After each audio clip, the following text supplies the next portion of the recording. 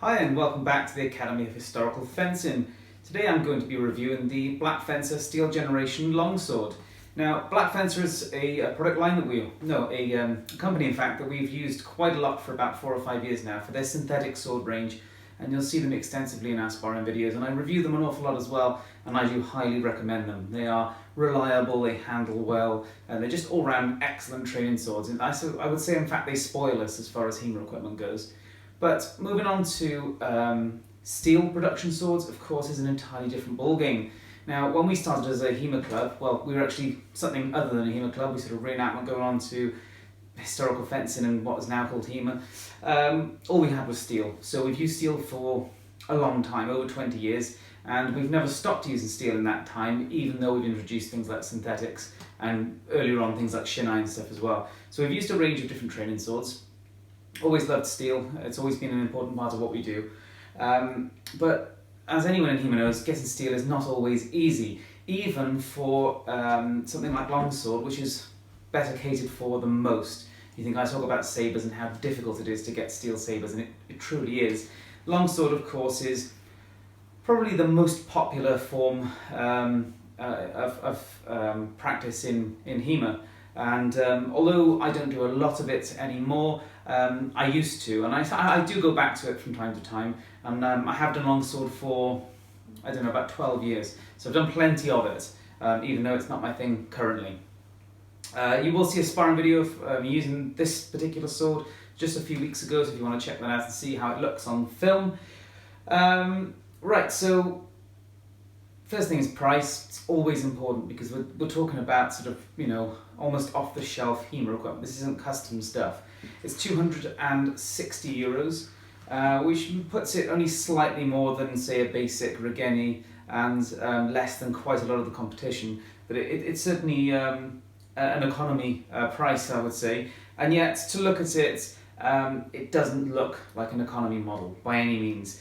It reminds me in many ways of the Albion Lecternau that I used to have.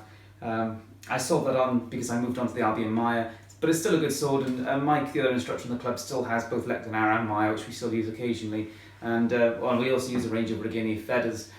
But yeah, it sort of looks and reminds me a good bit of my old Lecternau, in that it has nice, broad, strong to the blade. This wasted grip is really nice. The pommel is nice and comfortable, and it reminds me again of the Lecternau, and just a simple straight quillen. I really like having the broad blade here as opposed to the feather blades with the shilt and then the very narrow blades. It's not very aesthetically pleasing to me at all, even though I can appreciate the feathers are a historical training tool, but I'd rather a sword look like a sword than a training tool. That's just my personal preference. And I think they look fantastic.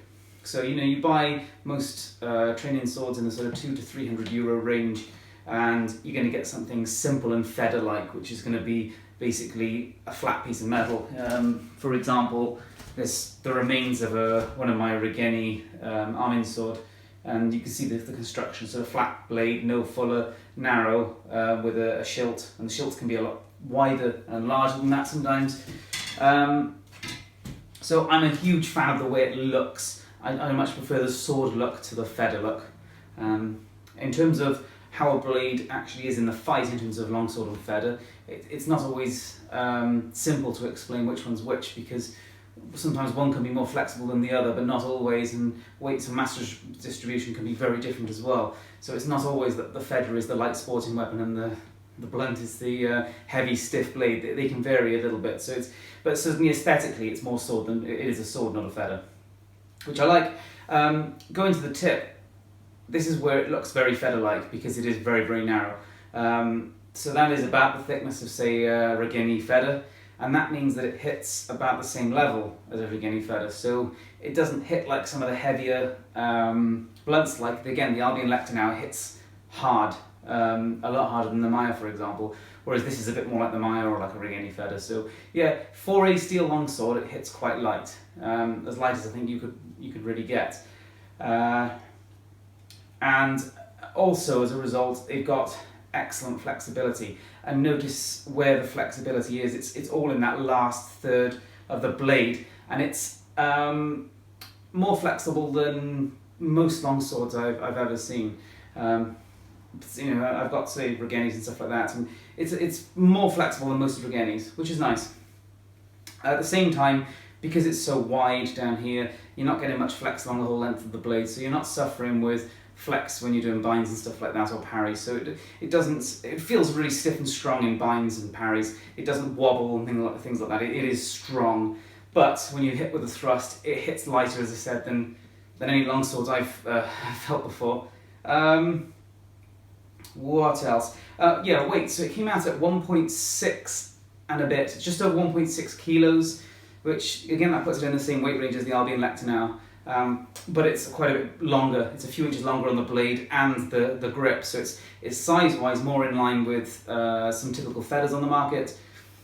And in that regard, you can see I'm comparing blunt to feather, and I'm kind of in between. That's what this sword is. This is a hybrid in between blunt and feather in my eyes, and that's what everybody that's been using it in the club so far feels exactly that. It's hitting light, like a light feather, like say Regeni short feather or something like that, or maybe even the standard model that he does, but it feels and looks like a blunt. And when I say it feels, just because it is so much more substantial down here, so it feels strong and it binds well and it feels rigid, and it looks so much better. So yeah, it looks like a blunt. In the fight, it's in between a blunt and a feather. That's the best thing I can say about it, best way to describe it. I love the fact that we've got a fuller going here. Again, you get feathers, you don't normally have a fuller, and fullers look great. And what else? The crossguard, as you notice, it is very large, and that's entirely down to your personal preference as to how large you like it. If you like to use Kron a lot, then you're going to want a nice large crossguard. I think it's about right. So it's certainly large, but I think it's quite nice. And the proportions, I would say, that's the thing that struck me with this sword. The proportions are really beautiful, and I don't even like long swords that much. Openly admit that. They're sort of interesting, but not my thing. It does look fantastic. The proportions look very Albion-esque. Albion always have that quality where the proportions are just slick, really nicely done and matched to really great quality original swords, and that's sort of what this has. It's got very Albion-like qualities, which you don't get at that price range. And talking about Albion qualities, one thing that you always find with these training swords, when I talk about training swords, I'm talking about say feathers and stuff like that, or blunts designed for a lot of contact, is the crossguards rattle loose really fast every single time I've ever known, except with Albion. And the reason is because they essentially peen over the crossguard, a bit like on the top here, on the actual tang, where you peen down over the pommel, holds everything compact and down and tight. Well, they've done a similar thing here, which is what Albion does with their training swords, is they've essentially brought part of the tang down over the crossguard. You can't really see much of it, but I have talked to them, that's what they've done. And what that means is you've got a much stronger, no, it's not much stronger, a much less chance of breaking sort of free and coming loose. Because normally when you're hitting down on the crossguard like this, it's essentially applying pressure down onto the wood or whatever else you've got in the grip, and then that's compacting the grip and compacting the wood and potentially pushing on the peen down here as well, and everything just comes loose and rattles, and it's really annoying. You shake things and they rattle and they move, and it's just annoying. And so far this one hasn't done that. Obviously you'll need to do more testing over time to see how it goes, but my Albion Maya, for example, which I've had for at least something like 10 years, yeah, it's about 10 years I think, maybe 9 or 10, my Albion has had tons of use and has this style, sort of peening type style over the quillen, has not come loose. So that's something I really would like other manufacturers to do, and I'm really glad Black Fencer have done. So that's really nice. Okay, so handling wise, because it is quite meaty at this end, big pommel, big guard, and broad at the strong, and fairly narrow at the tip, it inevitably balances fairly close to the hilt. That's at maybe 3 inches, something like that. So in that regard, a little bit feathery, and yet it doesn't feel quite like a feather because there's a little bit more mass here. So it's sort of, again, hybrid in between feather and blunt. Edges and wear. Well, in terms of the thrust, we've done lots of thrusts and it hasn't taken any sets yet, so that's really nice. It's always springing back. The edges are, they're not quite as resilient as Regeni, and I don't see that's all that surprising because Regeni edges seem to be about the toughest thing out there. These are close, I would say. They're taking a little bit more. That might be to do with the fact that they're slightly sharper edged, as in squarer on the edges, and that's something a lot of training saws have, and some people like to file them a little bit smoother so that the sort of bevel, if you like, is a bit smoother where it goes from edge to flat. But it is not a big concern, and we've given this a good beating against Albions and stuff like that, and Regeni feathers, and it's taken some minor wear, and you'd want to do a bit of tidy up, of course, over time. But I would say it's a completely acceptable amount of wear. It's not excessive.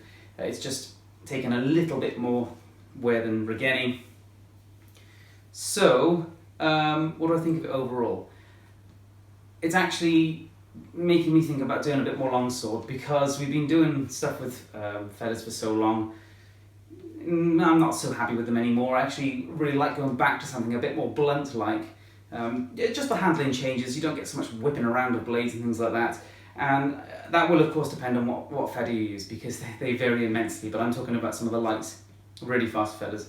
And I like the fact that it reminds me of my old Ector now. It reminds me of a lot of other good blunts that I've had actually, whilst not hitting like an absolute hammer, is that yeah, it hits like a light feather and thrusts like a light feather. And yeah, so really like it, and I'd like to see them expand the range. On that note, they already have put out a few other longswords with sort of different grip lengths, different blade types, and they are a bit more expensive because there's a bit more work in them. But you can see that on their website. The quality is, obviously much the same, but yeah, there's slightly different grip lengths, quillons and things like that, some fancier styles and shorter grips, yeah. So I think they've got 3 options, I believe, at the moment for steel longsword. And that's nice, and I would really like to see them expand the range, because quite frankly, we really need more. We always need more good steel suppliers, because pretty much every time we become dependent on one, we lose them or they change somehow, and it all goes to hell. So another good supplier of steel training saws would be fantastic, and particularly if they expand the range, because some of the stuff that we use commonly, which say in our club we do a lot of sabre, arming sword, side sword and long sword, so if we could have our options for all of those, that would be absolutely phenomenal. So yeah, that's a very positive review from me. Obviously we've only had it for, I don't know, maybe a month or 2, so we've done a reasonable amount of sparring with it, but you're going to have to do another review in maybe 6 months to see how it's lasted over that time, and I will do that. So perhaps just going into the new year, I'll do a long-term review and give you an idea of what it's been like over time. But I really like it. It's comfortable to use. It feels more like a blunt or a sharp than it does a feather, which is fantastic. Oh yeah, the tip. I didn't mention the tip. You notice I got this rubber tip on there. That's the rubber tips that Black Fencer supply to go on the caps, or at the end. They're caps to go on the ends of guards, like the quillons on their synthetic guards. And it came with one anyway, and I just put it on and taped it on, because it does have a flared tip in there, so it is already a safe tip, but as we've seen in HEMA the last few years, you often need a little bit more than that. So the rubber, it just increases the width on the tip, makes it a little bit safer again. But if that did break off, you're not just left with a very thin tip. It does actually flare out to 5mm, I think. So it has a nice safe tip under there anyway, but I would recommend banging on one of the rubber tips like that, which just fits really neatly and really nicely on there. So yeah, there you go. There is the review of the Black Fencer Steel Generation Longsword, which is the cheapest steel longsword, and obviously a lot of people are going to want the cheapest one they've got, because, well, a lot of HEMA equipment is expensive. So yeah, I think the price is excellent, and I would recommend them. I think they are excellent. Now, a lot of people will ask, would I recommend them for tournaments? Would I recommend them for this and that and everything else? And it's very difficult to say, because how are you doing your sparring, how are you doing your tournaments? Competitively, you're probably going to want a super light feather for a lot of tournaments, because you're going to want to move it around really fast. So yes, it could go into a tournament. We've used it against feathers and we've used it against blunts. So it can go against them, no doubt about it, but just be aware that it is, in some regards, a little bit more of a handful than some of the lighter feathers, like, say, the basic range of Regenis. but it will go up against them perfectly well. Well, there you go. So there's my overall review. And if I've missed anything, and I haven't given you the dimensions of the blade and say grip length, but that's on their website. I'll put a link directly to the products in the description so you can see their measurements there. And if I have missed anything, please do comment and ask me, and I will either reply or follow up on another video. And I hope you enjoyed the video. Thanks for watching. Please subscribe if you haven't already.